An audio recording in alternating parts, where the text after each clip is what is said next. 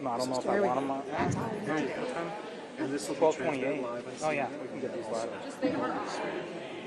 So they can use that standing one. I'll turn this one on. I'm going to turn the question mic on and plug it in when I get to my seat. Yeah, that's great.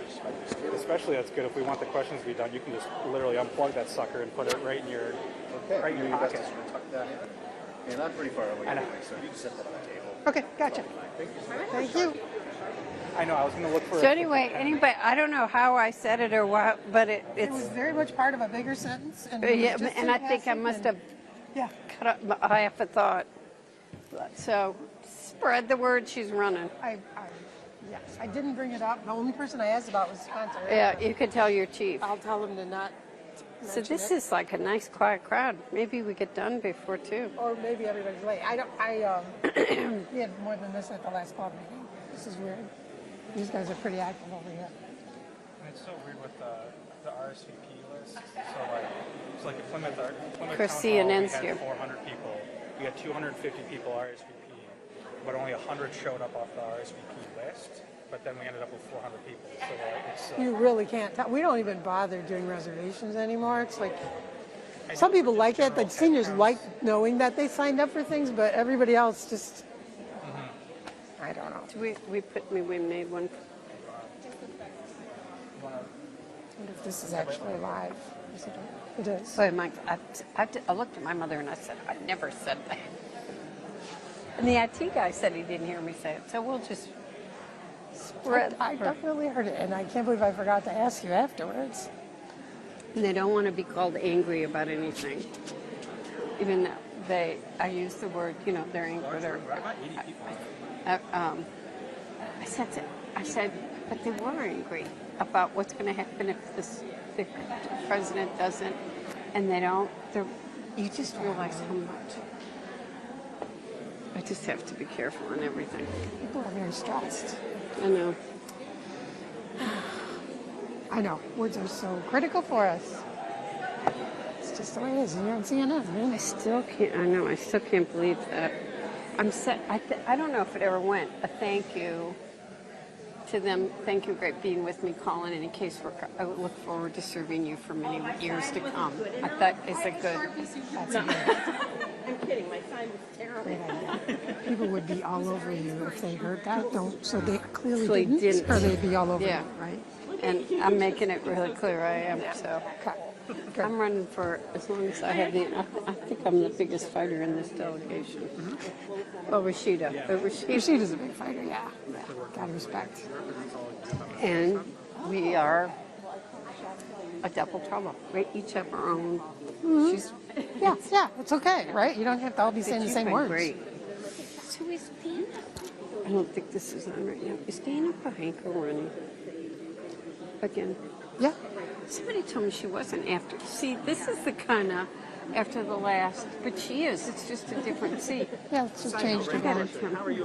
Everything keeps changing on us. I know. Yeah. I do want to get a copy of what Alyssa passed out because I want to see what she. Okay.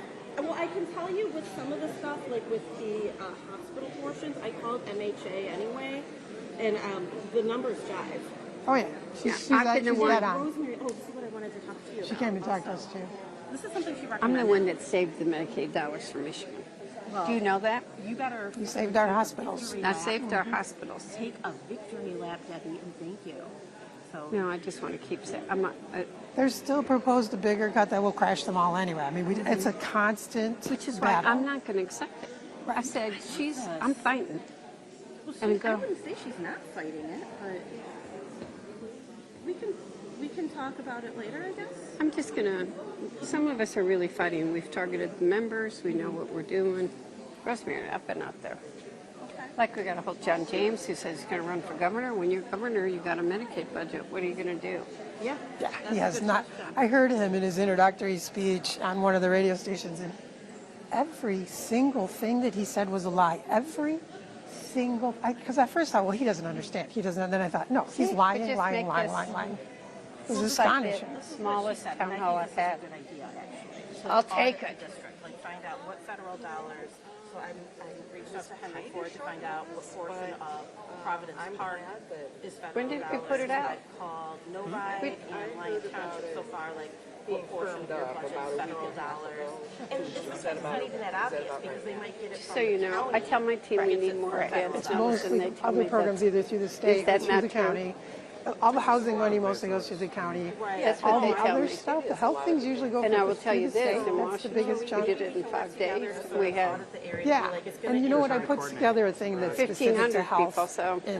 and what would impact us directly, so I'll it's not district I can specific. get money for like the schools portion because I asked like Steve Archibald, Yeah. who was Lyon Township Schools, he says about, he says the things. I would like to say that the rest of my town halls have not been Well, really the total solid. from the feds in education is 2.3 billion. I mean, there are people that are for the state. even, For the state, Yeah. okay. even downriver. What is specifically I thought, Title okay, I, that's mega land. like where's the Head Start It dollars was just going? people mad. Head What are you Start's going on to the do? side. There It hasn't was been any packed. dollars yet, but, right, I mean, it's not just Head Start. All the child care, almost all of it. I mean, that will, I'm ready for it. I mean, none of them happen, so I don't take it personally. Okay, are we ready, guys? yeah, whenever you are. Haven't Kelly do one last check. This is Brian, the only elected official. Obviously, we don't need to announce who wins. Mr. Gold, we see each other soon at to all be the commit best places. councilman. Of course. We'll have Jonathan on the list next year. Debbie and I hang together a lot. She's amazing. She's been my, like, when nobody else can show up. That one's good. I do also have a wireless one here that I will unmute now. She just asked me to come to every single session. I like it. I get to go to places that are not in the district. Yes, Dale's I been do. doing that too. It's pretty fun. We get to fill out the office on Tuesday. Oh, cool. That was really nice. There was the GBP. So we're going to go ahead. I'll stand up. And welcome, everybody. It's 12:30 on Saturday, and we've been trying to schedule a Novi Town Hall meeting for several weeks. So we thank you for being here.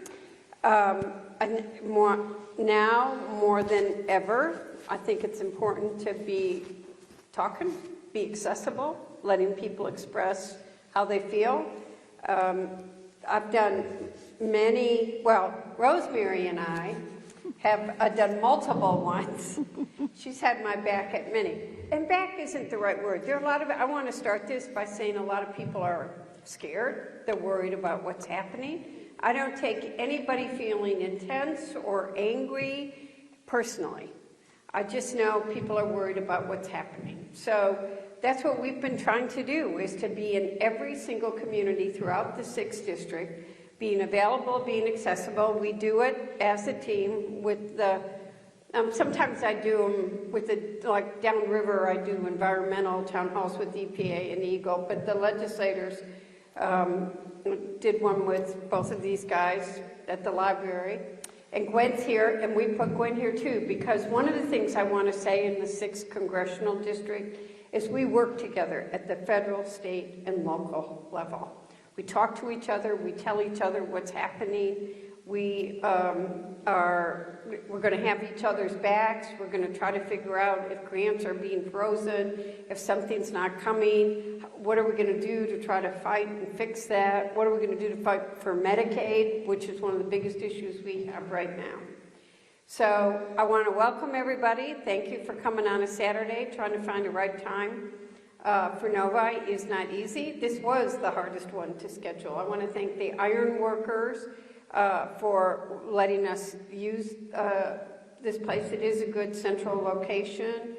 Let's see. I'm going to let everybody make opening comments, and then we're going to go immediately to the mic. I don't know who's. I guess Zach's got the mic.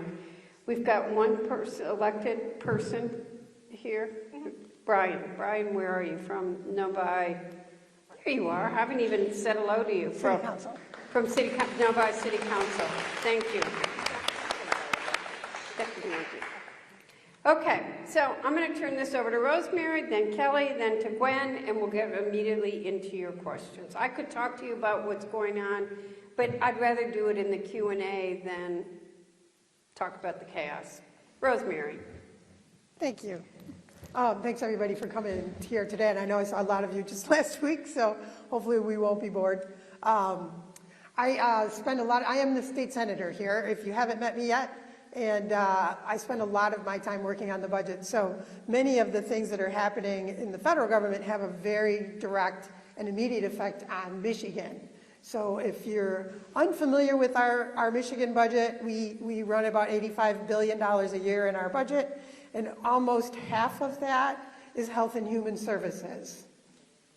Almost half of our health and human services budget is federal. So it's a pretty big impact on us when things get changed from the federal government in their budgeting.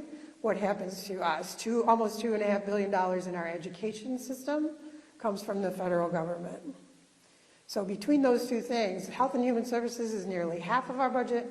Education is about a third of our budget. That's by far, in a way, most of what we do here with your money that we spend on health and human services and education. 15% of our budget goes to the general services part of our government. Only 15% is what covers the Secretary of State's office and the governor's office and the legislative office and the Treasury, and I mean all the other parts of government is only 15% of our total budget. So all those things that the federal government helps with, education and health and human services, all of those things are what we see at risk, and that's what I'm spending most of my time on these days. So I will look forward to your questions also, and we are lucky to have such incredible federal partners as Congresswoman Debbie Dingell. How about a big round of applause? No, that's for everybody. Yeah. It's a good team.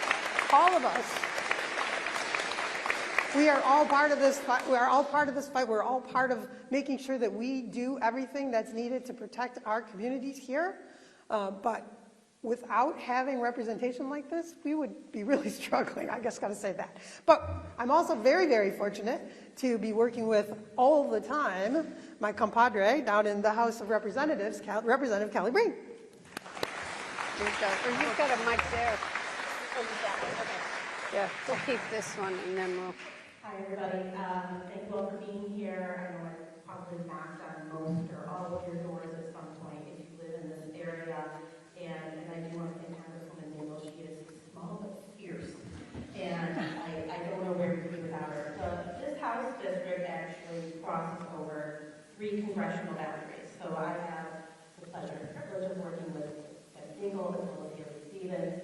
I used to have Elizabeth Slotkin, now I have Tom Barrett, and I'm sure he's a nice guy.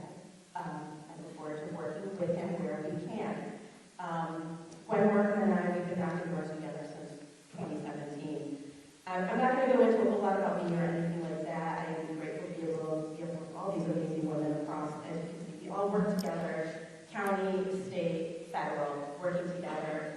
And one thing I just want to let you guys know is that we're in the process of trying to figure out how the federal dollars hit this area.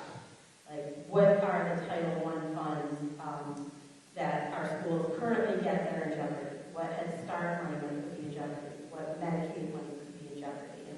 And I think it's important to know that although this area in particular might be in a better spot than some others, but if a labor and delivery unit closes at a hospital because of the lack of Medicaid reimbursement, it doesn't just close for the Medicaid patient, that closes for everybody.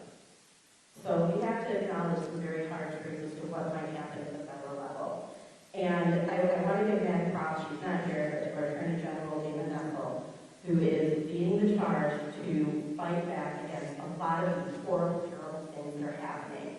She's fighting to make sure we get our research money back, to make sure that the schools that already paid for these improvements get the money that they were promised. It's a contract violation as far as I'm concerned. But just so you guys know, on the Attorney General's website, if you're using events, there's a federal tracker so you can keep track of where those lawsuits are. But also for anybody here that's on Social Security, if there are any issues with getting services, if your check is wrong, not just for you, but maybe your parents or your grandparents. They call me. You can call Debbie, or you can call me, and I'll call Debbie. But also, the Attorney General is compiling this information. She's compiling it, but we fight it. What could quite possibly eventually be a lawsuit to maintain Social Security. We don't know what's going to happen.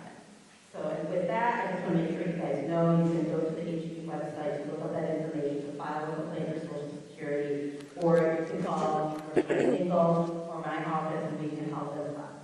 Thank you. And I'll pass it off to Gwen. Hi, thank you, Joey.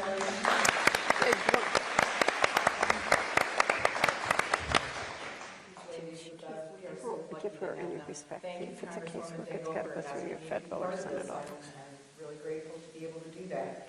I'm Gwen Markham. I'm the Oakland County Commissioner for this part of Novi, as well as half of Farmington Hills and the Oakland County part of Northville.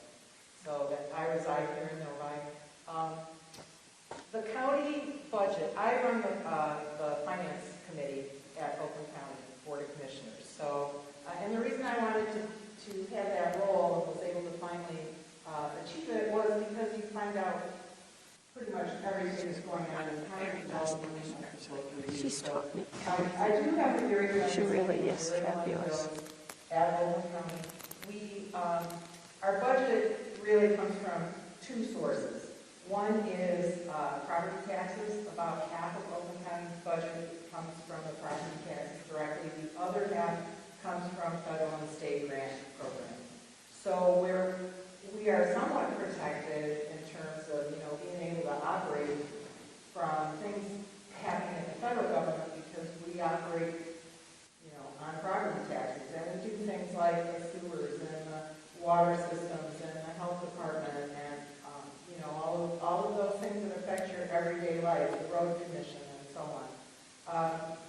The other half of it, the federal and state grants, we are being affected somewhat, but we haven't seen a huge impact yet. We did have to cut 5 county nurses immediately because they were serving schools, and one of the cuts, I can't remember exactly what it was, but it came down and we had to take those 5 nurses out the next day. That happened about 3 weeks ago. And so every day our finance department is looking at the effect of that.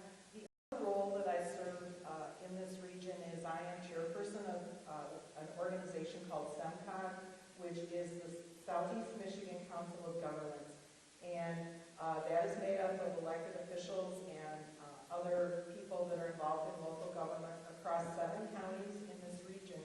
And the reason I bring that up is because they cross all of the political spectrums, all economic strata, and we work together on common issues. Last week, we were in Lansing talking to our state legislators. In February, we went and met with all the Congress people to really elevate the issues that all of the local governments are dealing with and that we're very concerned about. One I'll talk about real quick that nobody would even think about, I think, just as a regular person, and that's something called tax-free municipal bonds. And you know what those are? Those are, that's money that allows local governments to borrow money at no interest to do things like put in your sewers and build a new road and so on.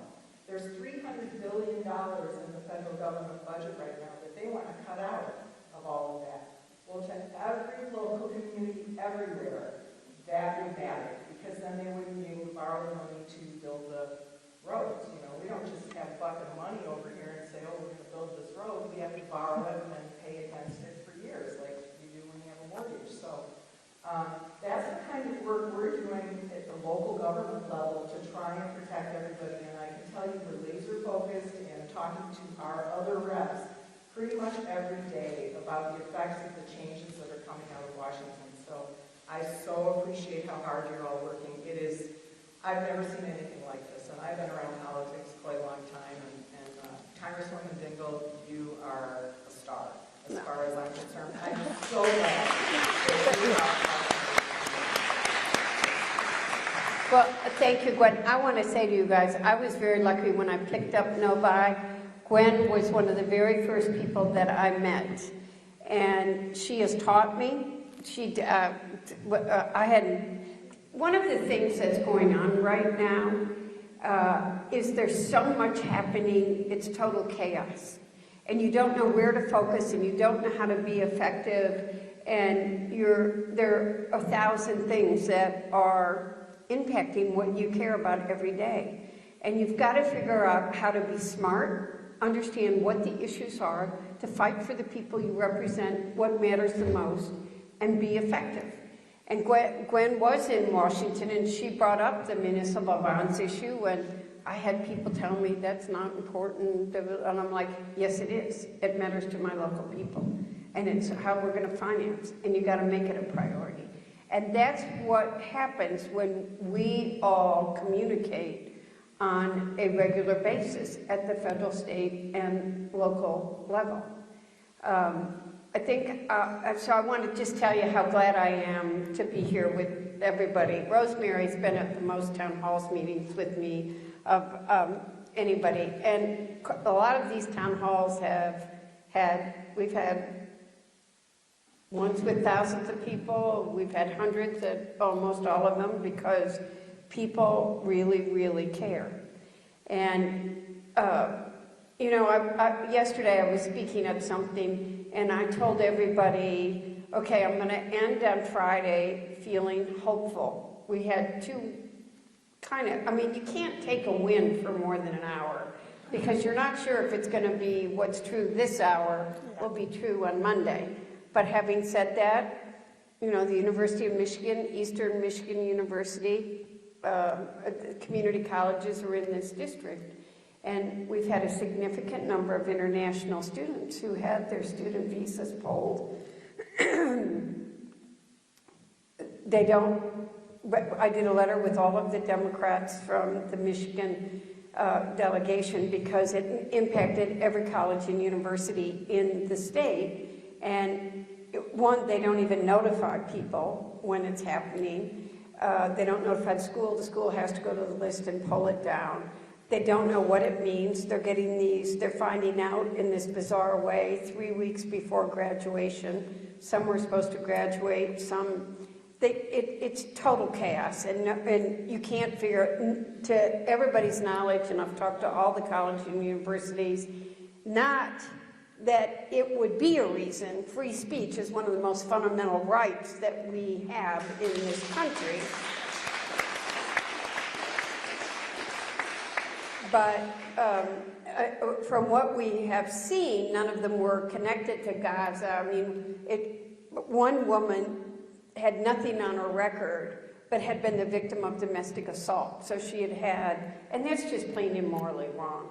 You know, when a woman in Van Buren went to the police because she had been assaulted, she got by ICE. But the students' visas yesterday in the courts were restored for the moment. And then one of the things that I was very upset about too, and I was actually speaking on a women's health symposium at Michigan, is something that I fought long and hard for before I ever got elected to Congress in the 80s and the 90s, was to have, believe it or not, women, because we had hormones. We are more than 50% of the population, but in the 80s until the early 90s were not included in any federally funded research because we had hormones. And yeah, I know. And Bernadine Healy started a women's health initiative, and they announced that they were stopping it and eliminating all the funding at the beginning of the week. And the Secretary of HHS restored that and said that that wouldn't happen. So you got to take your wins every day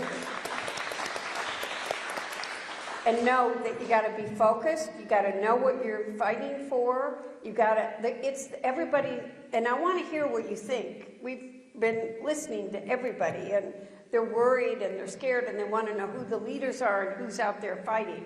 It's the collective we. And I could go through what the last months have been like when grants got frozen. First the DEI grants, and I met with an NIH researcher who had been fired for her drug study because the description of the population that was to be included the phrase, reflect above the population, including African Americans. She was fired because that was the description of that study. That happened over the weekend. They froze all grants where Head Start and SNAP and many other programs were impacted. The collective we made enough noise across the country, those grants began to be put, any government grants that had been were restored. Now, there's a lot that we are fighting for. These EO orders are scary. Money that we voted for in appropriations is, even though we have appropriated it, isn't being spent. Doge is the most outrageous violation of people's privacy, and too many, it is. And I'll tell you something, there's a decided generational difference between young people who give out everything and don't care who has their information and have no idea how their information is being weaponized in 1,000 different ways, and it's going to come. We've got to protect people's privacy. So it's the collective we that's going to keep fighting every single day. And the current, so when I returned to Washington, I've been home for 2 weeks, done a lot of town halls with, it's the last town hall for 2 weeks, but we'll do another one when we're home next weekend. We'll begin the reconciliation process. And as we begin, we passed the budget. We is not the word I should use because I and every Democrat in the House of Representatives voted against it. We should. And they're going to have a very hard time meeting this budget, and that's what the reconciliation process is. So how are you going to meet that? And they are going to try to cut Medicaid. President Trump says, I'm not going to cut Social Security, I'm not going to cut Medicare, I'm not going to cut Medicaid. Well, let's start with Social Security. When you close 1,000 offices, fire 7,000 people, make it impossible or difficult for a senior to go to a Social Security office or get a telephone call answered, when the acting Secretary of Social Security says, I'm going to shut the agency down, and when the Secretary of Commerce says, my mother can afford, a billionaire, my mother can afford to miss a Social Security check, and anybody who complains is fraudulent, shows you what bullshit it is and how this administration doesn't understand how seniors live day to day and that they are cutting Social Security, they are impacting Social Security, and that we must fight back.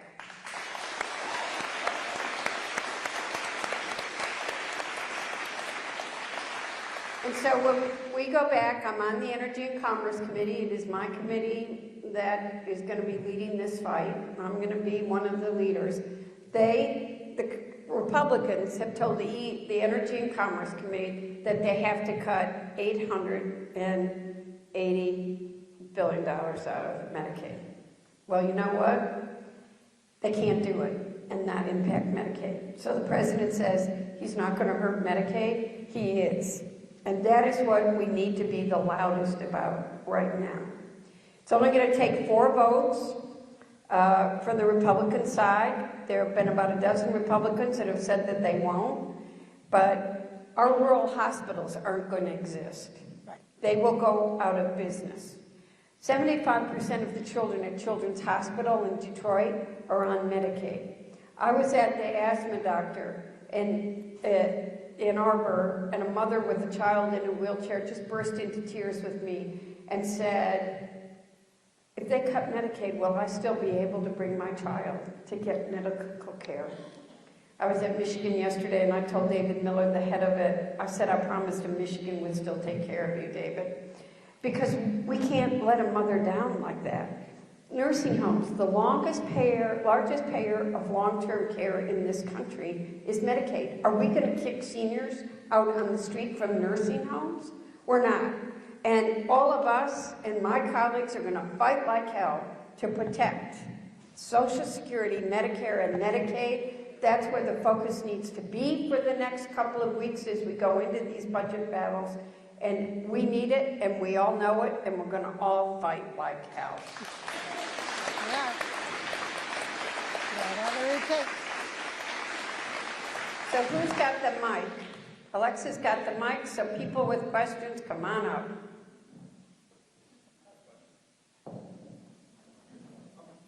Will Medicaid be part of the reconciliation, and can they cut it without the 60 senatorial votes? That's one couple questions. Medicaid will be part of reconciliation, which is why we're fighting it tooth and nail. It starts in E&C and then it'll go to the House. Reconciliation is the one process that is not subject to cloture or so we're going to have to worry about how we handle it. What we got to do, if any of you have friends in districts that may not have somebody like me as your representative, you need to be going and talking to them. You need to put the human face on who is going to be hurt. And we should not and cannot accept it. They keep saying they're not going to cut it. Well, let's see what's going to happen. But the target for the Energy and Commerce Committee given by leadership, the only way it can happen is to cut Medicaid. And we will fight tooth and nail to let that happen. And I will be doing amendments that put every Republican on record about what they're willing to cut to their constituents to not receive. Just to be sure you know, it's $880 billion in the reconciliation budget. That's nearly $1 trillion. Think about it. A follow-up to the group. As far as the Michigan, what's the temperature of them covering the difference if it does get cut? Well, I'll answer it for them and then let them do it. I don't know. I've been told by the governor that 43% of the state government is federal dollars, and there are no dollars to cover the lost federal dollars. So that's a reality. This week someone said 48%. I don't know, between 43 or 48, let's be really clear. There is no money.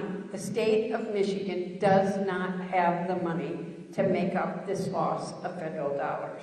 I'll let you, do you guys want to? Sure.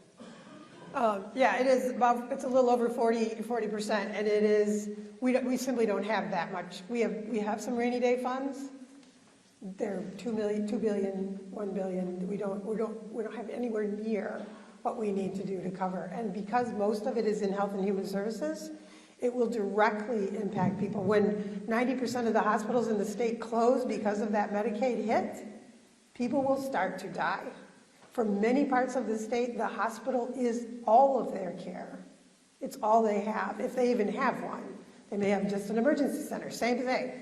They all subsist on Medicaid dollars. It's the major funder for even our hospital systems here. It's the major funder. We're more fortunate because we have so many choices over here. There will be some places survive this, but the rest of the state, literally, people will lose their health care and will die. I have one more comment. You got your mic there. She's going to make a comment. Kelly's going to comment. Go ahead. I'd rather hear from him. Well, I was just going to give you some idea of the numbers. In 26 alone, we're looking at about a $2.2 billion hit. That's just next year, $2.2 billion. And there are 2.6 million Michiganders on Medicaid. Well, wait a minute. Cal, We haven't agreed to that. So let's not. No, we're going to fight like hell so that never happens. Be You don't want careful. this to happen. Okay, I misspoke by saying this is like the worst case scenario. Debbie Dingell is going to do everything she can to stop this from happening. But I'm just telling you, like, what percentage right now people are currently on The $2.2 billion is $2.2 billion in education. and lost federal funding. It's way more than that. Way more than that? Okay, well then, I guess I have an optimistic view here from me. Medicaid covers 45% of births, 65% of nursing home residents in Michigan use Medicaid as their primary payer. So that's just an example. We're going to hit our most vulnerable kids, our seniors, our children, those who are going to be suffering the most. The have-nots are going to have less. And one comment I wanted to make generally is that I feel we lack the ability to communicate clearly to the people about all the lies that are constantly coming from the administration. And we need a coordinated effort to track and disseminate the lies so that everybody can understand all the BS that's going on. That's all I would say. Hopefully, It's a really good point. One of the reasons we're doing town halls, We're trying to, I mean, where do you get your information? We are trying to create the ecosystem where facts are out there. Today, before I came here, I was in Ann Arbor where a senior had, by the way, this is another thing that really worries me. A senior had gotten a piece of mail asking for a contribution, had been told that she was not going to get her Social Security check. And she needed to send money to fight to be able, and I said to her, that is not true. I told her to bring all the mail she had gotten. I'm going to go and fight that group, whatever group it was that sent that mail. We are trying to raise the facts. We are trying to tell people what is true and what's not on the congressional sites, on the state senators, at the local level. I know David Coulter's doing it at the county executive level. The DNC, we're doing the House does a Democratic Daily download. I think that when you've got questions and you don't know, call my office and we'll give you the facts, and we're gonna, but we do need to push back. And I think that senior today, who was in absolute tears with me because she thought she was gonna lose her Social Security check. And they were asking for money to save it, so it's a total scam to boot. So help us know, how do we keep, we're all trying to spread the ecosystem, use every form of social media there is, be on podcasts, do town halls. You got to help us. It's the collective we that's got to push back on misinformation. Hi, my question is about the economy, and with the crashing in the economy and value of the dollar. And now it's like people are saying, oh, get Bitcoin, that this is a kind of a move in step above monopoly money, you know. And, you know, Trump and his family are making billions apparently, and I don't see any oversight committees on that, or if there's any regulation. So I'm really concerned about that, for sure. And I propose that with all the chaos and reversals and everything else, that DOGE should actually stand for Donald only gives excuses. I like that. Hi, my name is Karen Zazinski. I live here in Novi. And every day I receive tons of requests for money from potential candidates who are going to be running in 2026. But they won't take office until 2027. And my fear is that it'll be too late to undo a lot of what's going on. We know our courts are out there pushing back. And I can tell by what you said that Congress is doing whatever is within their power to do. But how can we stop Donald Trump from taking over some of the responsibilities that are those of the Senate or the House? I mean, he just assumes that he can do it because he's the president. And my second point is, what else can we do? I mean, I attend rallies. I'm here today. I make phone calls. I don't know what else to do, but I know many of us out there are very frustrated, and we just want to help. So you're like so many people that I represent in the 6th Congressional District. And I want to say that I tell people we need to litigate, legislate, educate, advocate, and communicate. And I will tell you, look, I don't lie to people. The fact of the matter is, we don't have the votes in the House and Senate. And to win, you got to get the votes. But it only takes 4, it took only 3, now it's 4, because we've had 2 deaths, unfortunately, on the Democratic side. It only takes 4 votes. So we got to get 4 Republicans to vote with us. Now, let's talk about tariffs for a minute. Now, tariffs are a tool in the toolbox. And I don't think they're inappropriate when you're competing with China, where the communist government is subsidizing the manufacturing of the product, not paying wages, manipulating their currency, and trying to destroy our industry. But the way that the president is doing it has created total chaos, as you've talked about. The stock market is upside down. People don't know what's going to happen to the cost. They're not buying.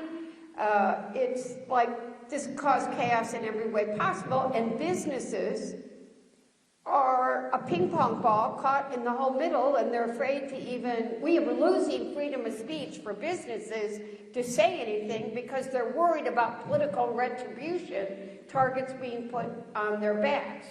So the Senate has already passed a bill on Canadian, it was specifically Canadian tariffs. We have several bills which we will vote on when we return. One is a bill introduced by Don Bacon, a Republican from Nebraska, that there are many of us looking at and supporting, and then Meeks, who's the chair of the House Foreign Affairs Committee, has another bill that has to, but it would take, Donald Trump is using in his executive orders declaring an emergency. And in declaring the emergency, he is, economic emergency, taking the power away from the Congress.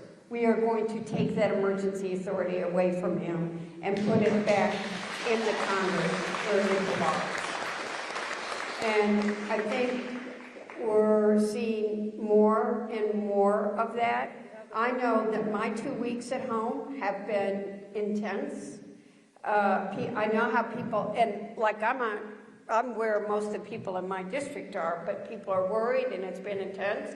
If anybody cares about what the people in their district think, if they're accessible in any way, shape, or form, they're listening to what people are saying. There is nobody that's not going to go back to Washington and understand people don't like what they're seeing in the direction the country is going in right now. That matters. And any of you have friends in other, you know where I am, but in other districts, talk to them to make sure their electeds know how they feel. Yeah, let me say one thing. And I just want to clarify one thing and make sure it's clear amidst everything else that's important here. When Congresswoman Dingell says we need, it's just 4, that means we must elect at least 4 more Democrats in the next election. I mean, this is really serious. When you talk about what can I do, we need more Democratic Congress people in the next election. And we all need to help, even if it's not the one that's on your ballot. We all need to help some of the ones that are on other people's ballots. Pick a couple that you can support wherever they live and help drive that election forward, because that's critical for us taking back Congress. The reason that Trump has been able to do what he's doing and just taking over is because the Republicans in Congress are letting him do it. We need more of these so that bullshit stops. And while she's doing that, I'm trying to get them now. I better get some of these Republicans to vote with us in committee. We're all working together on all of it. I really appreciate the energy and all the work that you do. I love what I'm hearing today. It sounds absolutely wonderful. But the truth of the matter is that there are still a vast majority of Democrats across the country who still don't believe that the Democrats are putting enough of a strategic, cohesive, umbrella strategy to fight fascism, to fight this dictator, and he is a dictator, in the White House. We are, in many respects, already living in Viktor Orban's Hungary. And history can give us a lot of information, and it gives us, in my opinion, with my research, what I've done, it looks like there's a two-phase broad strategy to help. One is the people, we the people. We're out there, we're going to rallies, and people have said, what else can we do? Grab a friend next time we go. Because research tells us, historical research tells us, we need 3.5% of the population to be out voicing their opinion to get the kind of change that they want. I mean, ultimately, that's 12 million Americans, but if you break it down piecemeal, we can do it. We have to keep bringing our friends with us to do the work. But the second piece of that strategy involves you.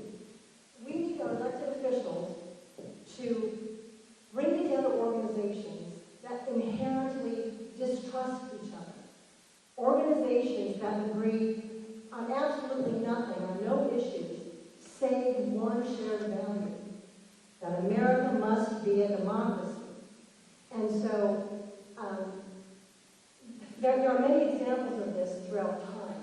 You go back to the 1850s, this kind of a strategy, putting unfamiliar, unlikely partners together, that gave us the Republican Party and elected Abraham Lincoln.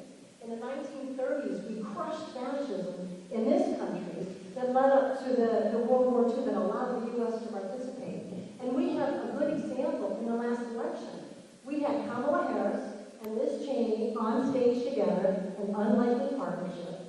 What I'm asking is can you take that strategy, that approach, and amp it up, scale it? I mean, I'm thinking right now of trade unions and CEOs and Black Lives Matter and law enforcement and Debbie, Congresswoman, you have deep roots in this community. You know everybody. You know, you have meetings with the UAW and lunch with the Detroit Economic Hub. And can you bring these disparate groups together in unlikely partnerships to help fight fascism? So, first I want to say to you, what you are saying is, Rosemary's been at more town halls, that what you're saying is being expressed everywhere. And it is the collective we. Yes, I'm a leader, I got to speak up, and I must tell you how I feel. But we can't do it by ourselves. We have, the first part of this is that we have to be the collective we. We have to speak up and speak out. And the one thing I do know about President Trump is he wants to be popular. So making clear that people don't like his policies is a very important part. Last Saturday, the Saturday before Easter, downriver, Trenton, which voted for Donald Trump every single time, including the year Joe Biden won, 500 people came out on the Saturday before Easter to make their voices heard. And that's a statement right there. We are bringing people together. I want to say this. I want to first say that I'm worried. I'm fighting on two different. One, we are losing freedom of speech. When you go on a college camp, the problem is right now, too many businesses are afraid to speak up because they're afraid of what the repercussions are going to be. If you're on a college campus, like the University of Michigan, when I was young, not going to say how long ago that was, the campus was where you could have an exchange of ideas, totally disagree, argue until 4 a.m. in the morning, listen to different perspectives, learn and get seasoned, and not have to measure every single word, afraid you could be deported, you could be expelled, or not get a job in the future. We are losing freedom of speech, and we must speak up and speak out for freedom of speech. And we're seeing it.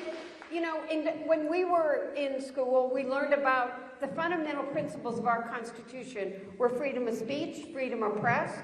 My very good close friend, Ruth Marcus, quit the Washington Post because they tried to tell her what she could and could not say in her column. She's been a columnist at the Post forever. And you saw the producer of 60 Minutes quit this week. We are losing freedom of press, and we cannot accept that as a community.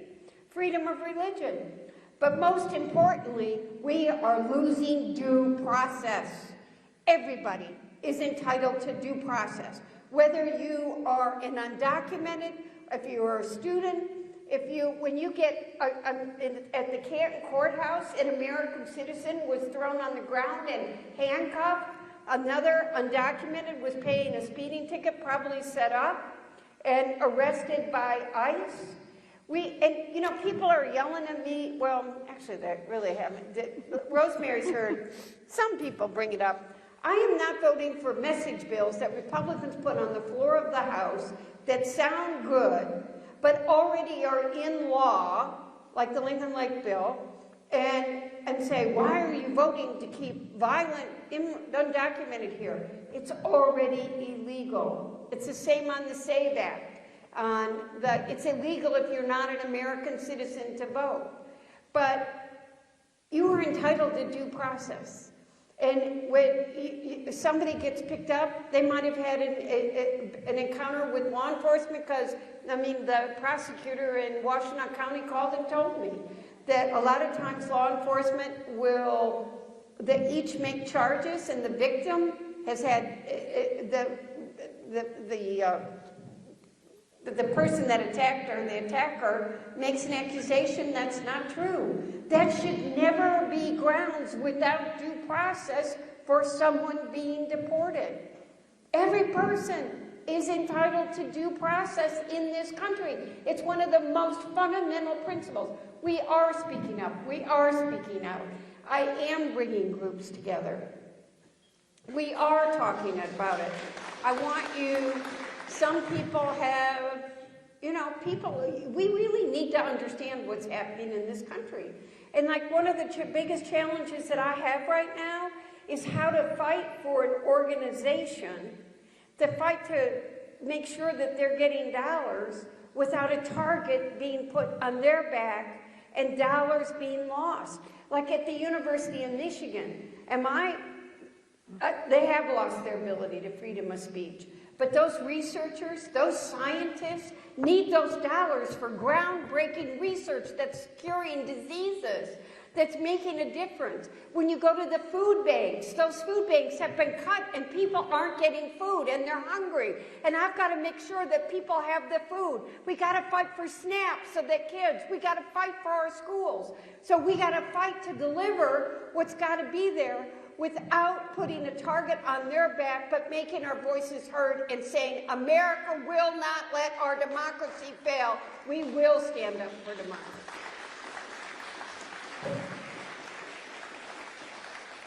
Thank you very much. One quick comment in the spirit of the collective we. Let's all of us in this room commit to dragging one or two of our friends who've never been to a rally to write their congresspeople, and you will also commit to continue, and I know you will, to bring these disparate, unlikely partners together so that the target on their collective backs shrinks. I make that promise. It's what I've done my whole life. Can I do one?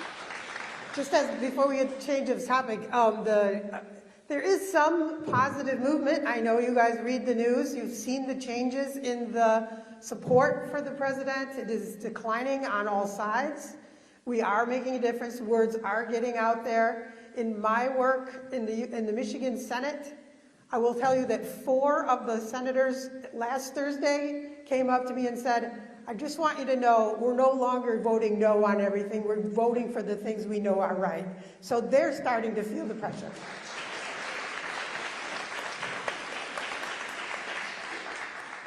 Hi, everyone. Thanks for being here today. I have a little bit of a tough message. I want you to know it comes from a place of support and love.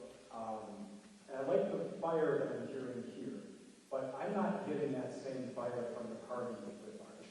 And I am fed up, pissed off with what's going on in this country.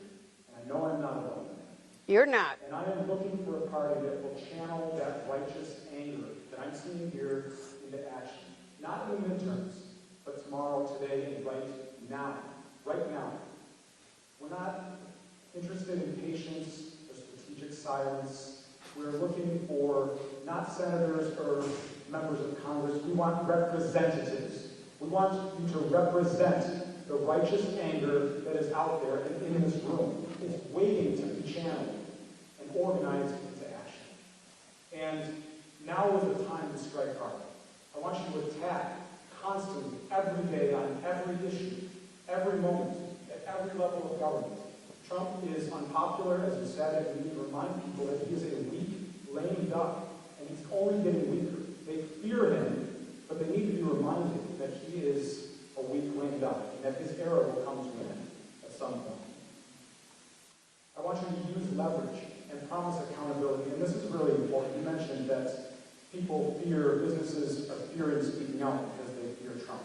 Well, we need to remind them that there's accountability for accommodating him now. For these tech billionaires who are pouring money into Trump's pockets and then using his platforms to corruptly amplify his message. Do they not understand that a future Democratic administration will control the FTC, will control the SEC, will review their mergers and acquisitions, control tax policy in the Department of Justice. They need to understand that. Does this president of El Salvador not understand that the vast majority of Americans want to in his tropical concentration camp, and that a future Democratic administration will control trade policy, can impose sanctions, can enforce the Magnitsky Act, can freeze assets and add to the list of state sponsors of terrorism?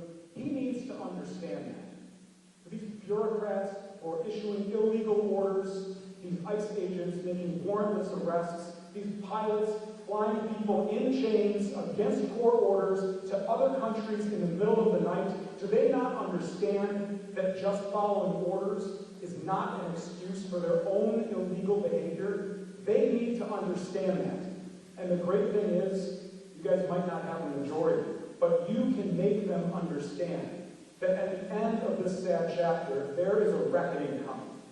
And they will be held accountable for their actions now.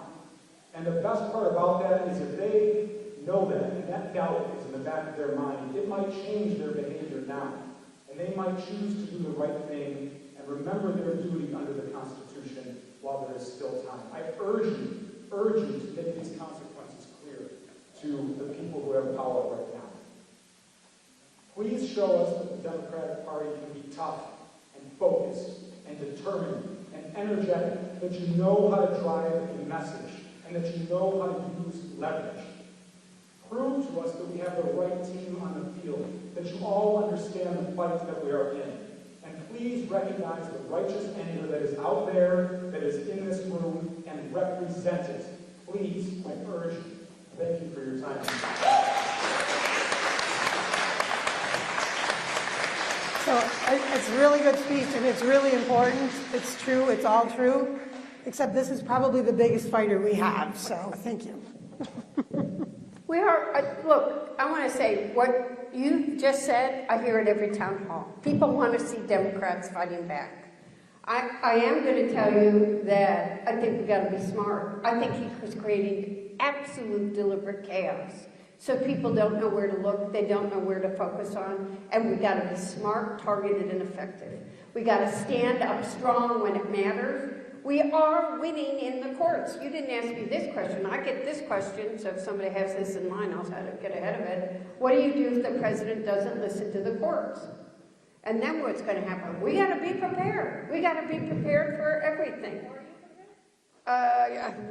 Let me tell you that we are having discussions should it happen. And I'm not going to discuss everything publicly. There's media here, and you got to be smart, and you got to be ready. But we are not being silent. One of the top constitutional scholars in the country, Jamie Raskin, Mayor, has got the lead for us on the litigation side of it. And I'm not going to get into details here, but there are other things that we have something that will happen in the 6th District that will probably go to the Supreme Court. And got the top law firm in the country for them. And it's, I'm not, if you really read the news, you might figure out what it is. But we are doing that. And anybody invites me to a rally, I try to make it, even when there are 10 of them on the same day in the same 3-hour period. I made 7 of them. But that's part of it. It's part of speaking up. But you got to be smart and effective fighting back. There's some people who say Medicaid's going to get cut. And I'm like hell it is. And you got to be ready to fight in the Congress, too, and go into those committees and get people online and then take those amendments and hold people in their districts accountable about what the impact is going to be on them. And you get up every day and you say, how am I going to make a difference today? Where do you make it? And you do it. And we're not hiding. Your elected officials in this district are not hiding. They're talking to you about the issues. We are bringing people together. We are strategizing, and we are fighting.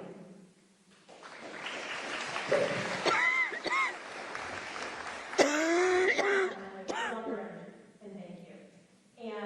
But I also want to say, everybody fights back in their own way, right? One thing, I'm a lawyer, and when I heard about that judge getting arrested in Wisconsin, I had to fight back on it. because that is where we are at. And when we talk about due process, I love it when people come to me and they say, you know, your red flag law, that violates due process. I'm like, really? Substantive or procedural? And anybody here who's a lawyer knows what I'm getting at here. Like, people don't know what that means. And so you, sir, I want to know from you, what does it mean when you say fight back? Because we do what we can. I know I can do better at certain things. But for some people, it gets very overwhelming. How many of you are feeling really overwhelmed right now? Right? Yeah. How many of you have kids that you are terrified for? Because you might have a kid like I do, I'm an IEP. My husband's a teacher. And it is terrifying as to what this looks like.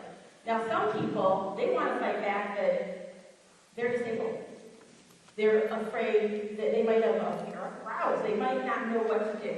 And so I urge you, sir, with all your vim and vigor, and I am loving it, do what you are doing everywhere you go, in every way that you can.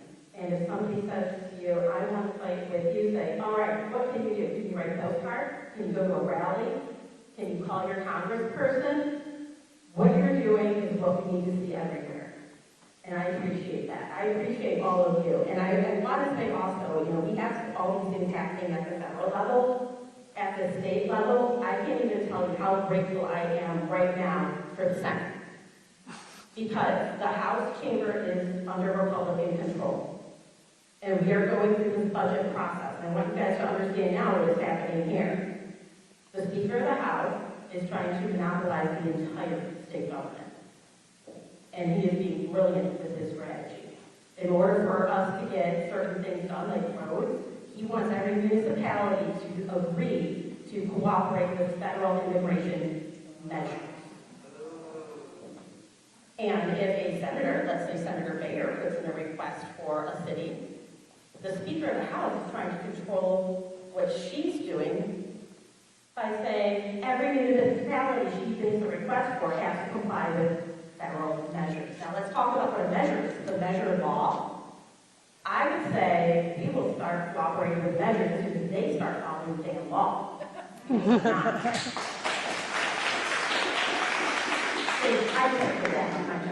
You know, I do want to say one thing to you too. On the tech, you are so right about the tech CEOs. And let me just assure you, without making news, they know how I feel. I sat next to Mark Zuckerberg at the inaugural luncheon. Let's just say, I wasn't quiet.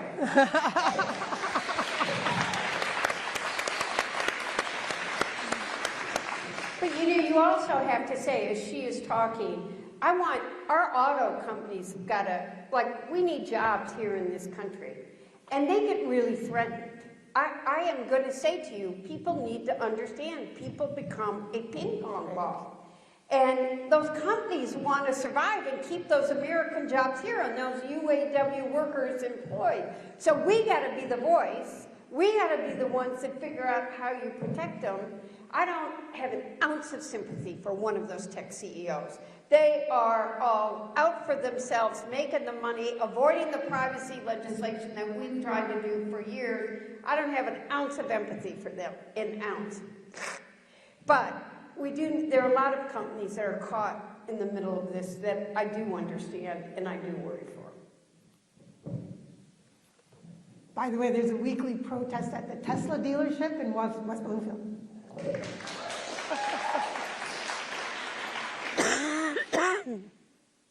seems like there's two prongs that we need to be fighting on.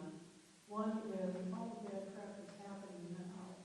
But the other is, gee, almost half the country voted for this law. Or a lot of them didn't vote. That's the other piece of this. How many people didn't vote? Of course. Yeah.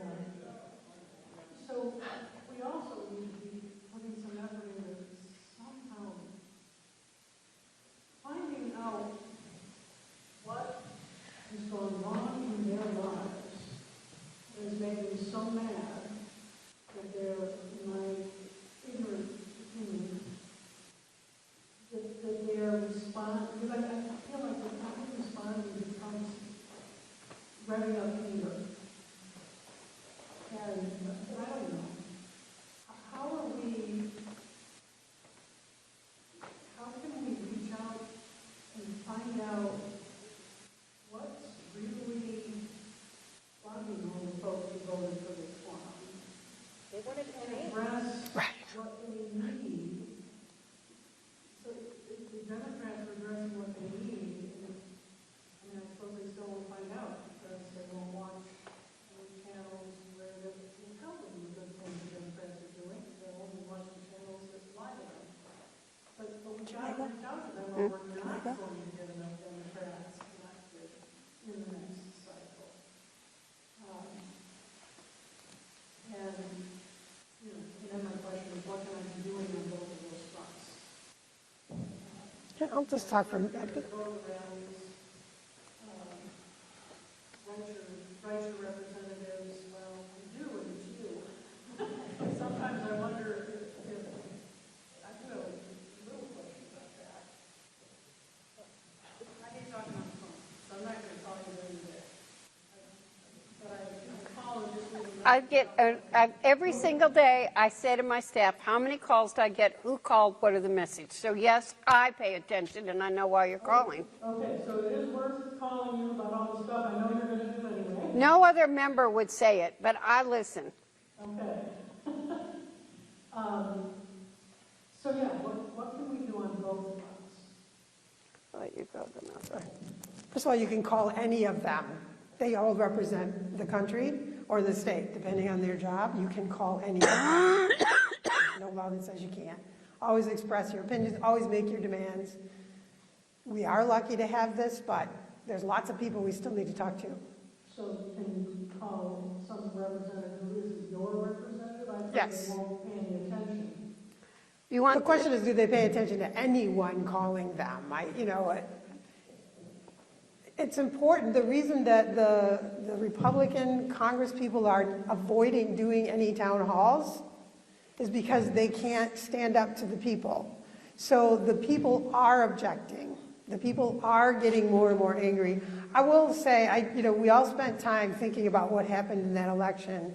And when you look at our state, and I'm going to only talk for a second so that Congressman can do this, but in Michigan, almost half of the people in Michigan are poor. Sounds like every town hall, Cal. Just think about that. Poor. Poor. They're living on the edge. If they're not at federal poverty level, which is like $20,000 a year, that's like a death level. They're poor. They have to have 2 jobs, 3 jobs if they have a family. All adults have to work at least 1 or 2 jobs. Everybody, they don't have enough. And they know their kids are not going to be able to go to college. And they know they're never moving forward. In the past, you had this expectation that your kids would do better than you. That's gone right now. For many, many, many people in the state and in the country. People are angry. And when you find someone who will stand up and say, I'm going to fix that.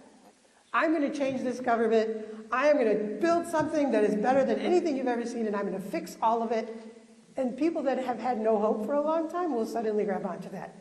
It doesn't matter that he's lying all the time. But already, his support is dropping. And if we see hospitals in 3/4 of the state of Michigan close because of a budget this year, that's going to be a pretty big movement. We didn't expect things to happen as fast as they are, to be honest.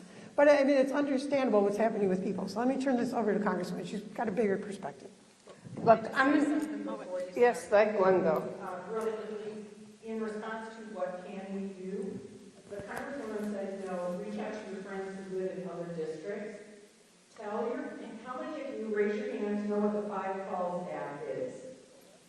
Okay, if you don't know what it is, go to your app store and look it up and download it. But then call your friends who live in Lisa McLean's district over in Macomb County, or live in Tom Barrett's district up in Lansing. Call your friends that are nearby, tell them about that app and how to use it. It's super, super simple, and we need to be making those phone calls to those reps especially. That's the easiest way to spread that word. So I'm going to do this briefly, and then we do want to get to everybody before the town hall. And so I told everybody in 2016, and I was, you know, the enemy, that Donald Trump was going to win because I went in union halls. And I go to farmers markets, and I go to veterans halls, and I talk to real people every single day. And we lost the election in 2016 over trade. Just flat simple. Democrats didn't do a good job of talking about it. They didn't understand how angry people were about how we had lost, you know, many of us know the towns in this state that are empty because the plants got moved to Mexico. We have to do a better job of listening to people. We have to, I go to the grocery store, it's probably not a good thing. They've told me to stop going at the same time every day, every Sunday.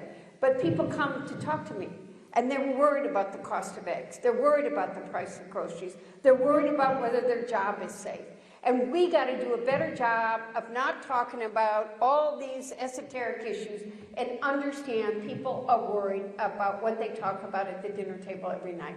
And I went and looked at the op-ed I wrote in 2016, and it's as valid today as it was in 2016. People want to be able to get a job. They want it to be safe. They want to be able to put food on the table, be able to go to the doctor when they need to go to the doctor, afford their medicine, live in a safe neighborhood, educate their kids, and have a safe and secure retirement. Those are the basic issues. And that's what we need to be talking about. Issues that matter to people every single day. And Donald Trump, quite frankly, is better at doing it. He makes a lot of bullshit. He makes a lot of false promises. But we need to talk about the basics. And that's what we have to do as Democrats.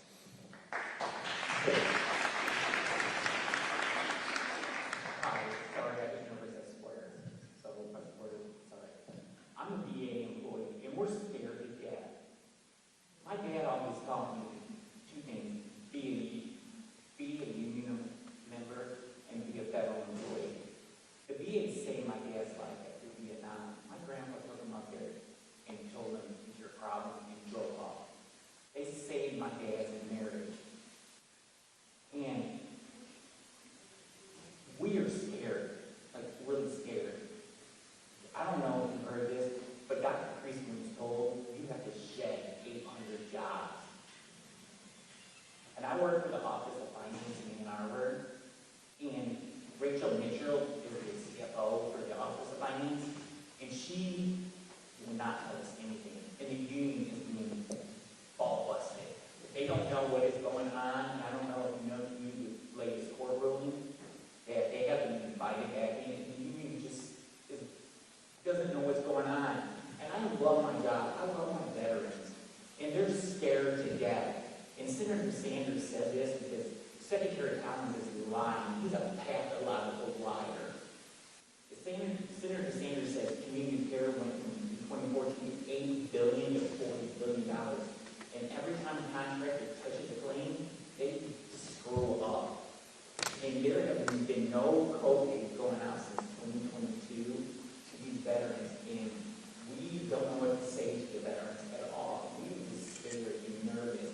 I do not want to lose my job because I care about everybody there.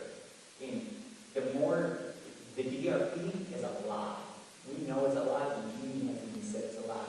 And our department alone, we had 40 nurses. We are down to 28 now. And these nurses, they were working from home at Blue Cross. They said that if they come back in the office, we won't have any nurses at all. We want to know what you can do for us because we are nervous, because we are afraid. My dad told me that in the 90s, your husband helped save that hospital from closing.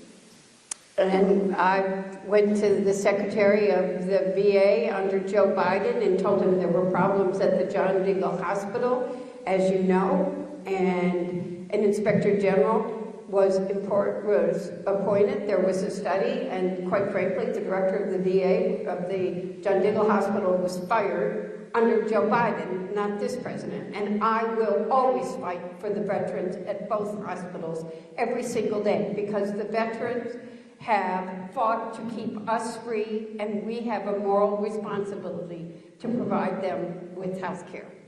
As you know, I would like to get your name and number from my staff. I have been working with the heads of both hospitals. I invited myself when the Secretary of the VA came after participating in maybe helping organize them.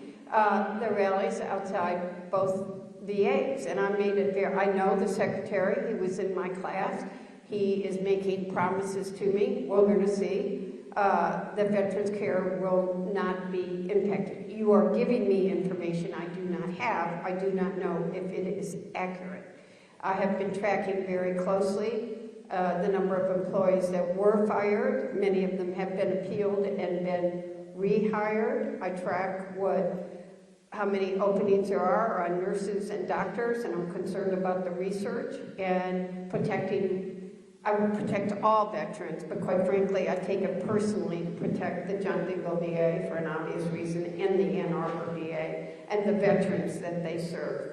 So that is a top priority. We have not been quiet. I also believe that a government employee has the right to organize, and that it is unconstitutional what the federal government has done in saying that they are going to eliminate the right of a government employee to organize. We are fighting on that. As you know, it's in the courts, and I'll look and give you my word. The veterans are one of the most important responsibilities I have, and I will keep fighting the way that I am. So please make sure my staff has your name, because you said some things that I am unaware of, like been given a number of people that have to be fired. That has not been shared with me.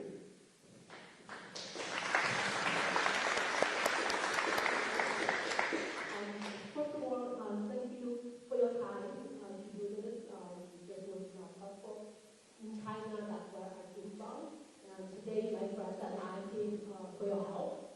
I practice bilingual, which is a spiritual exercise, a spiritual practice. You take Buddhist tradition, and also the principle of truthfulness, compassion, tolerance. And in China, it's very hard, and what happens is so popular, so many people are able to learn it, and so there are more people learning this than the number of public party members. So the Communist government feel like the title is threatened, so they banned the peaceful practice. People probably don't know today, happening today, that Muslim people in the culture, including bilingual practitioners, they are being killed for their own religion. I know it sounds horrible, sounds too hard to believe, but for example here, August 25, and they wait for a couple of years, and in China it's a couple of years. And the Chinese government put in the paper that only the do August 25 to have bypass surgery. Sometimes and one doctor said he goes to 7 August and also the 8th. So what happened is when people would go to the city or they would have and teacher pass. And there's nothing to the state. So that is patient in the office, and a person in the database to match that person. So how do we help you right now? Last year, U.S. Congress passed a bill called Constituent Protection Act, and it was passed unanimously. Is to impose sanctions regardless of all the happens in China. But unfortunately, last year it didn't get enough time to pass the Senate. So this year it's reintroduced, and it's a bipartisan. So let me say this. I think that one of the few things that there is bipartisan agreement on in the Congress is China. So I will take a look at that bill, find out what the status is, make sure the staff has your name, and we will get back in touch with you. Thank you. I will absolutely take a look at it. It passed unanimously, so I voted for it. So. And one more thing is we'd like to ask Senator Bailey and the representative to consider Michigan workshop this bill to stop insurance companies for providing cars people to go to China and all this other stuff. Okay. We will take a look at it. Thank you. There are 4 people, 5 people. I can't tell how many people are in line. We're going to end the line where it is now. Maybe we could take, what time, how much, do I take 2 questions at a time, or? Let's do 2 questions at a time, and then we'll answer them. Thanks. Thank you. I'm an air traffic controller at Metro Airport, and I was a little late today because I had to work on my day off, along with about a third of the other people that were there, because we're understaffed. And right now... I know that, and I thank you every single day for keeping us safe. I woke up this morning to find they come out of committee. They decided that they're going to increase our retirement contribution and decrease our retirements. That came out yesterday. And they did the same bill where they're going to give out huge tax cuts. Is at least what I'm being listening to the president say. Oh, yeah, that's $3 trillion. So we're getting an increase in retirement contributions, and we're getting a decrease in our retirement payout. And that is going to incentivize any controller like myself who is eligible to retire to retire. And we're already critically short-staffed at this moment.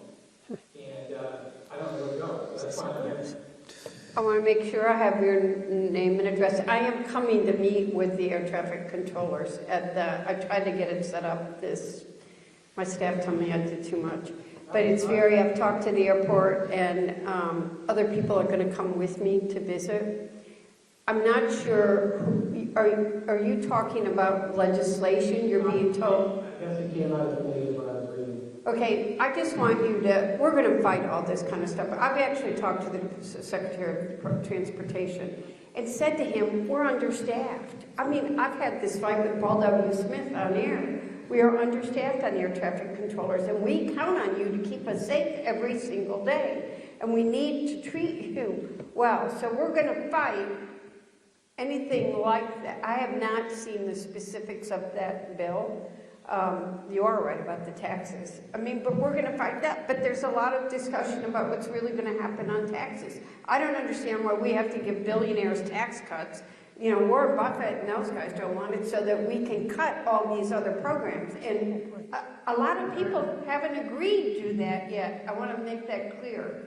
But I'm just going to do this 2 questions at a time. But I want you to know there are a lot of people, and there are Republicans too, that are fighting for the air traffic controllers. So let me get back to Washington Monday, look into what the facts are, and I think people will fight that.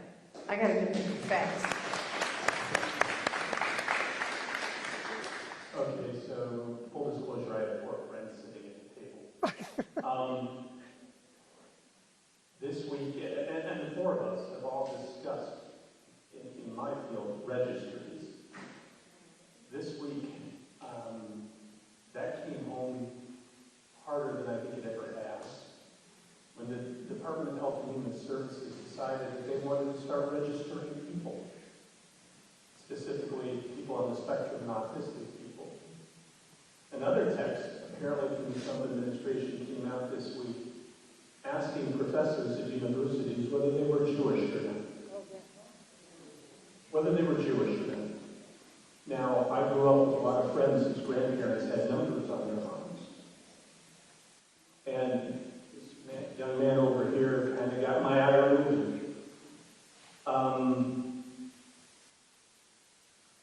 We need to find a way to get a message out to call this what it really is. Should not be the United States in 2025. This is Germany in 1937.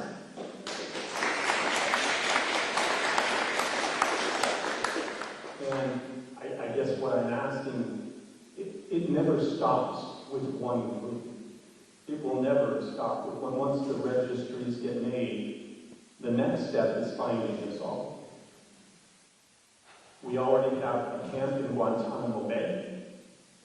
They're building camps in Wyoming, Colorado, on American soil. When do we start calling these people what they are? And, yeah, I'll say it. When do we start calling Nazis Nazis? So I want to, papers were leaked that NIH was going to start registries on various diseases. I promise you that when we get into markup on NIH, which I think is very important, we will fight that every step of the way. The autism groups, which have Republicans and Democrats, parents of autistic children aren't political, they care about their kids, are already fighting it tooth and nail. And that is something the collective we must stand up for, because when you start, remember the camps of the 40s, and people who were considered weak got targeted. People do not need to know. I mean, unfortunately, you need to think about the information Doge is already getting when they're getting your Medicare data and what diseases you have, and that's why we fought that so hard. But we will fight tooth and nail. It's not a fact. They haven't put it out. It was a leaked document, which will help us fight it loud and strong. Real quick. On the positive side, I keep ending up doing this. I'm not a Pollyanna by any means, but how many of you noticed what happened to Elon Musk's business this last couple of weeks? Not only did it drop dramatically, 71% in the United States, he has lost his business in Europe because he's a Nazi and they have seen it.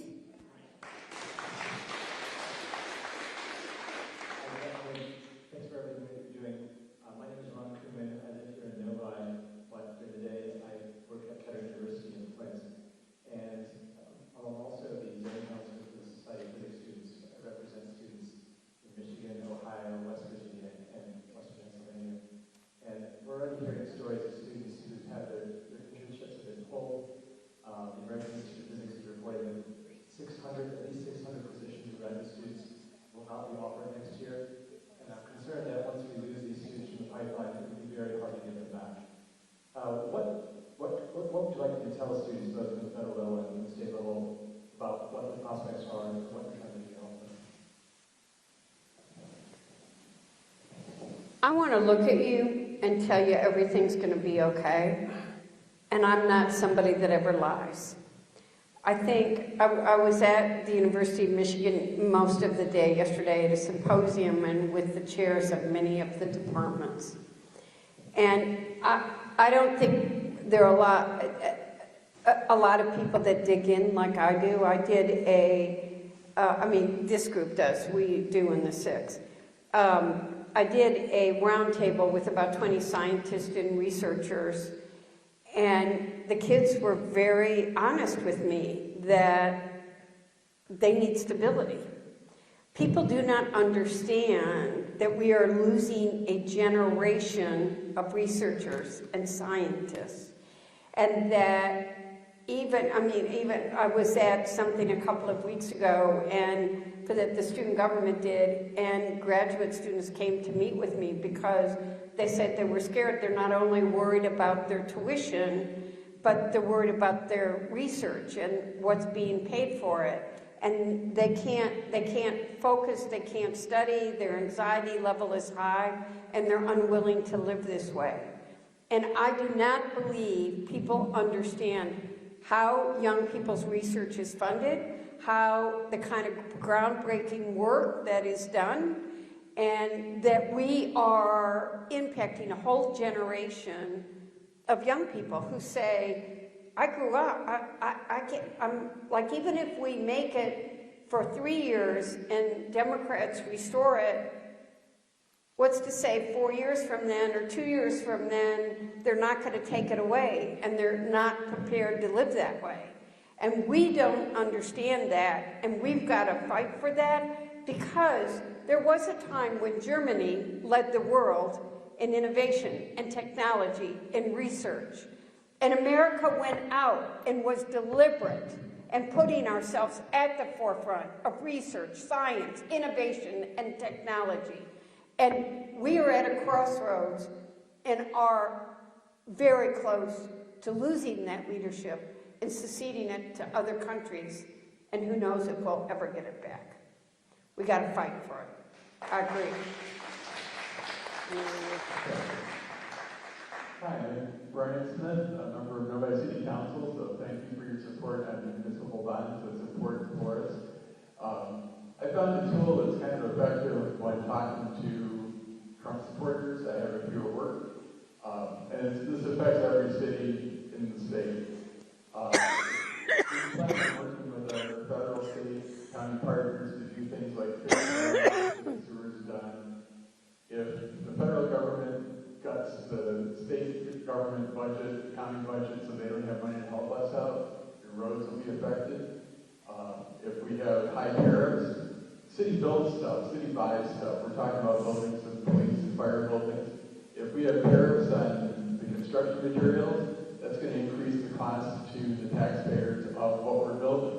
And just buying a police car, if those things go up 25%, they're not giving us discounts because we're a city. We're still paying that extra 25% just like everybody else.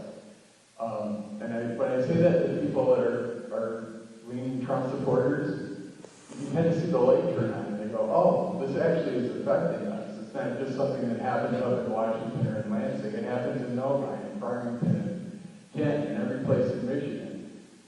So get out there and talk about that. I try to bring that up every single time any budget issue comes up in the city. Like, what are we going to do with this? If our budget gets blasted out by insane tariffs, just crazy practices in the federal government.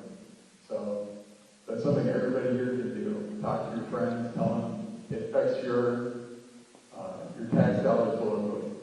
Thank you.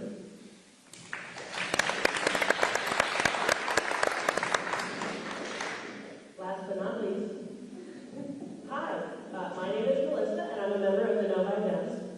My question is for the audience, not just the host. Thank you for being here today.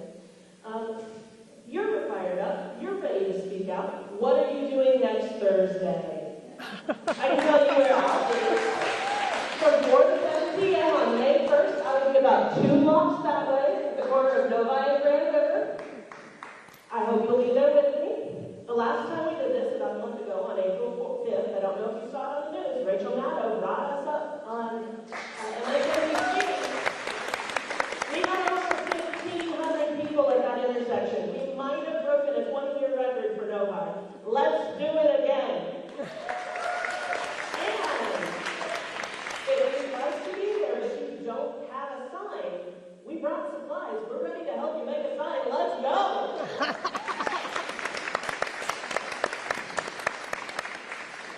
So I'm going to let anybody else that wants to make a comment. Thank you. We really are trying to be out there and to be accessible and to fight.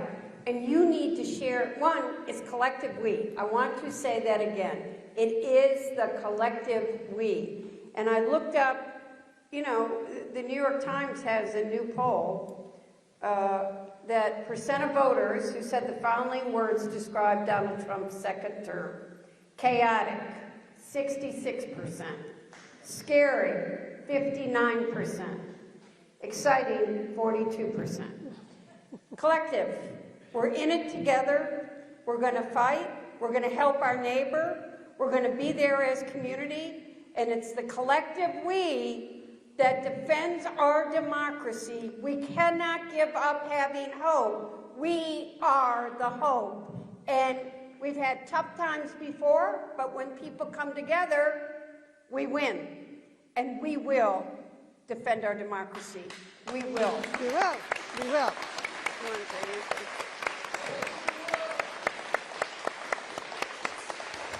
Thank you all. I want to thank all of you. Last term, when the Democrats had the gavel and all regulate the Michigan government, we did an exercise about how you function as an introvert or an extrovert. And I will say, I learned something very important about myself, and I want to share it with you guys. How do you draw your energy? And for me, and it has been hard in the Michigan House lately, because we lost the gavel, all the games that we fought for are under attack. I draw my energy as an extrovert from the people around me. That is how I recharge. And I have, guys, frankly, been very impressed. And I'm doing what I can, all I can, and be very honest with you, but I gotta say, thank you right now for recharging my batteries. All of them. Thank you for giving me the energy I need to work the work center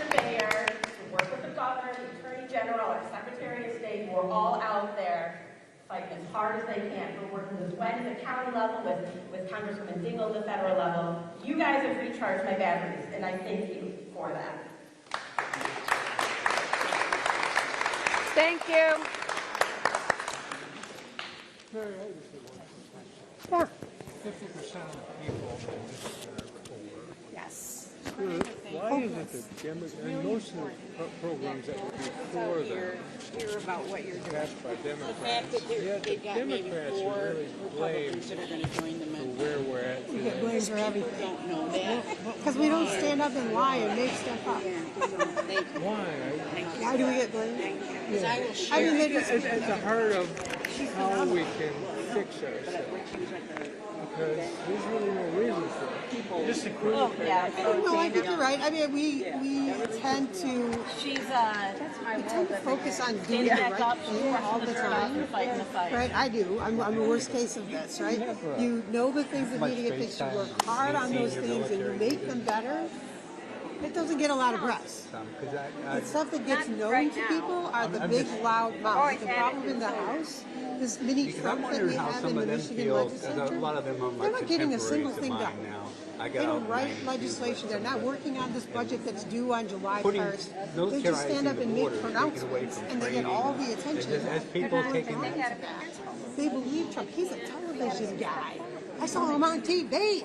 I mean, I'm going to listen to that, right? I mean, when I talk to people that are still believers in Trump, If I was in 06, they believe everything he says, and they believe that when the Republican side, when that team says they're lying to you, those Democrats are all lying all the time, they believe it. Thank you, real quick. Like we are no good with this whole loudmouth press media. I mean, that's one of our biggest problems. The other one is we weren't paying enough attention. We weren't focused on making sure that people had enough food. I mean, we do spend a lot of time making sure people do. We talk to them. Do we, how are we actually? I think we're the ones who are actually doing most of that underground work, and yet we don't get any credit for it. So it's a mix of things. It is really important for us to be out. This is why we're doing these town halls. Every chance I get, every congressperson I know, I go to their town hall. It's the best way to hear what's going on. Thank you so much. but you're going to have to visit someplace that's a little more red than the election. I got one in Benton Harbor on my list. I mean, we were in.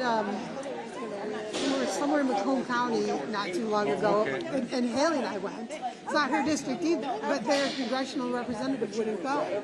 She's like, I'll go. And I'm like, I'll go with you, that sounds fun. So we will. We actually are doing that as much as we can.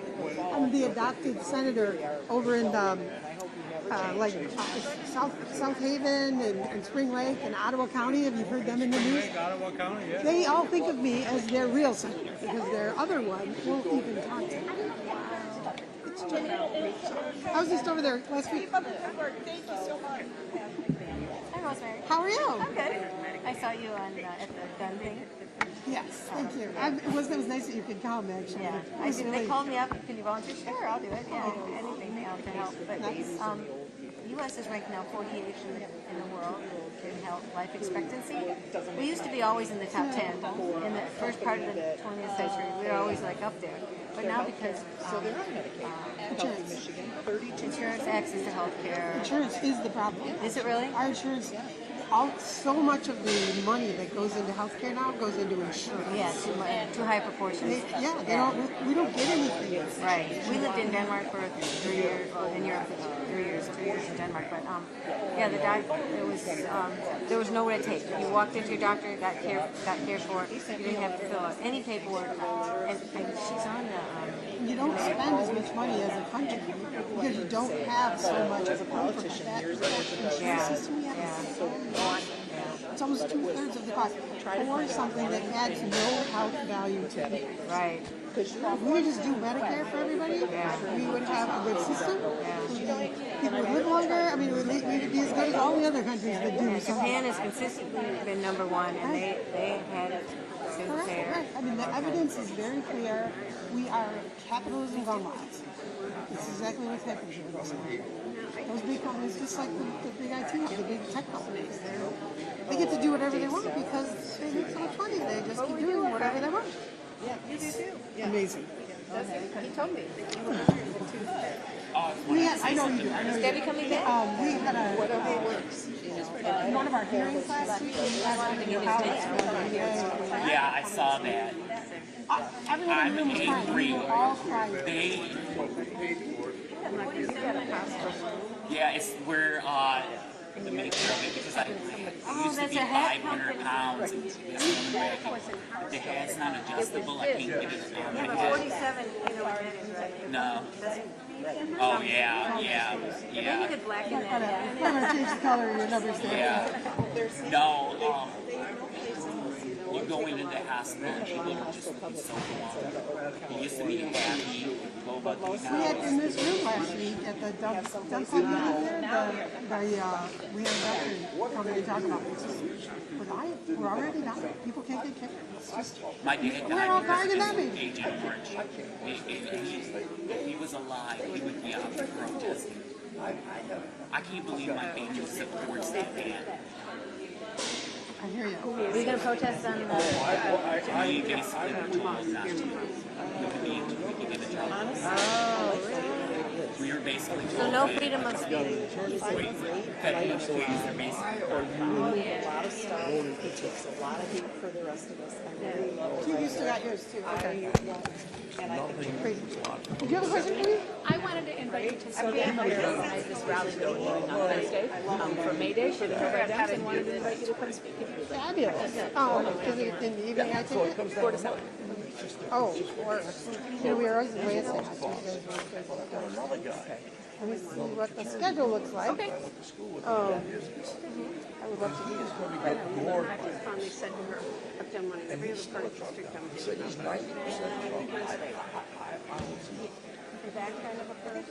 I will, yes, so I think I can do it. I mean, right now there's nothing there, so I will have to When now she realizes that. send a request, email on you. You have to reach through. My staff. I had to give him something else because Blue Cross is even denying my GLP-1. So I got their information. But my niece actually used to be one of your interns in DC. Megan Bakovsky. Yeah, but my dad always said get a federal job because the VA gives. I promise you I'm going to invite. Thank you. I just Thank you. And I didn't make any mistakes today. No. seeing what they're doing to these veterans. I'm in. It angers me, and I know because of the Hatch Act I gotta be careful, No, but but we're going to fight for you. thank you. That's why I told you to give my staff. We will be on it, I promise. Okay, did my staff get your... Okay, thank you. We'll read it. No. Yeah, she already talked to me. Thank you, Erin. You're welcome. Thank you for coming. I'll double back in a second. Go, take your time. Thank you, guys. Always. I'm off to the next. Go to the 7th. Oh, no. Okay, was that okay? Great. That was great. I talked to the air traffic control gentleman, so Can we get everybody? Thank you, everybody. Ready to talk to this here. I guess it was good enough for this animal guard. yeah, no, I think so. I'll turn him his mics. No, thank you. We got you back. Thank you, guys. We're all in this together. I know. You have it. He'll pull up in a second. Sorry, I was trying to chase you. Yep, I was. Sorry about that. I was just You got walking both of her out, and I was gonna walk him back to you. Thank you for putting up with that. Hopefully it was okay. My other, Yeah. I'd like my to other see. ones have been very. Well, not you're saying in terms of attendance, but I didn't even really show the room. It wasn't about Oh, that. so All we you- wanted to really get with the sound. Well, you got and it. you got some great sound. There's some good That's- moments. but So that, yeah. that is what every town hall. Because there's been just like more that. people behind it. We probably had crews at some of the other ones. I'm assuming. I don't know. I think so. I think Yeah, we hopefully. were ones before. All right. Best of luck. Thank you. Yeah.